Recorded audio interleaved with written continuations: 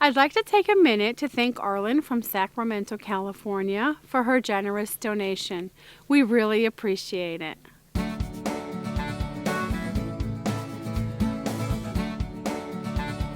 Hi, I'm Becky. Welcome to the Homestead. Today we're going to talk about Granite, Bartering, a nice book that I recommend, and also I'm going to read some of your letters. Let's get started.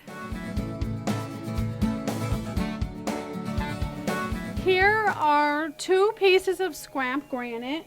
Actually, it's 3 pieces that have been tipped over and broken.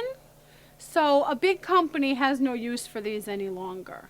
I got them at a great price because I'll cut them, and I don't mind if there's a crack in the middle where I put them together to make my countertop. What I'd like to point out is the beautiful pink pattern that's on there. And granite is a really nice countertop. So if you're not too picky, you can find used granite that has been broken or chipped or cracked that's perfectly good for a homestead, and you'll pay way less for it.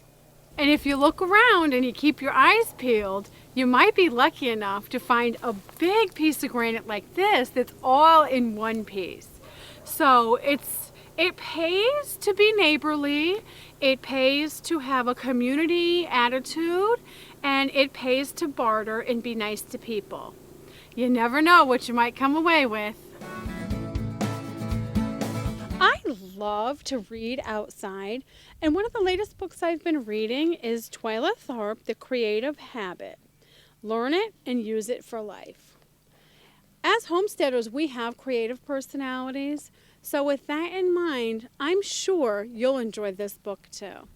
What I want to do is just read you a quick paragraph out of this book. It's very short, but it is so good, and it really applies to a homesteader.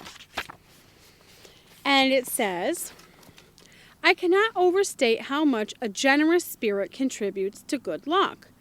Look at the luckiest people around you, the ones you envy, the ones who seem to have destiny falling habitually into their laps. What are they doing that singles them out? It isn't dumb luck if it happens repeatedly. If they're anything like the fortunate people I know, they're prepared. They're always working at their craft. They're alert. They involve their friends in their work, and they tend to make others feel lucky to be around them. That is such a good point, and I find that to be true. So, get the book. I'm sure you'll enjoy it as I have. Now I'm going to read some of your letters. This one is from Nancy. Becky, what are you using to cook meals on? Well, what we're using now is a little electric 2-burner little plug-in stove. I guess it's a hot plate kind of type thing. It doesn't seem like much, but we managed to get things done on it. And of course, looking forward to an actual stove with an oven, since I love to make my own homemade bread. And we're going to be getting an apartment-sized stove. We only need a little one. So thanks for the question, Nancy. This one's from Gloria. Thank you, Becky, for your site. I've always wanted to homestead and have my eye on a piece of property that is 1+ acres to build a cabin on. My husband thinks it can't be done, but wait until I show him your site. Well, go Gloria. It can be done, and we can do it. This one's from Kristen, and it's a gardening question. Do you let the manure decompose some? I've heard fresh manure can be too much for plants. Horse manure is pretty mild as far as manure goes, hey? Well, Kristen, I let my chickens roam free range, and they go into the horse pasture, and they spread out the manure, and then it dries in the sun, so it ends up being kind of like peat moss. So yes, I do let the sun dry it out with the help of the chickens before I get the garden cart and scoop it up and then put it into my garden. And also, it's very sandy here in Florida, so I mix it in with the sand so it doesn't burn my plants. I don't have that problem.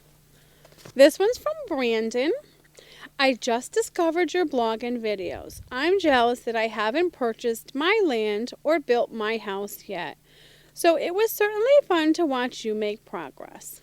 Well, Brandon, keep plugging away, and before you know it, you will have your land and be starting on your house.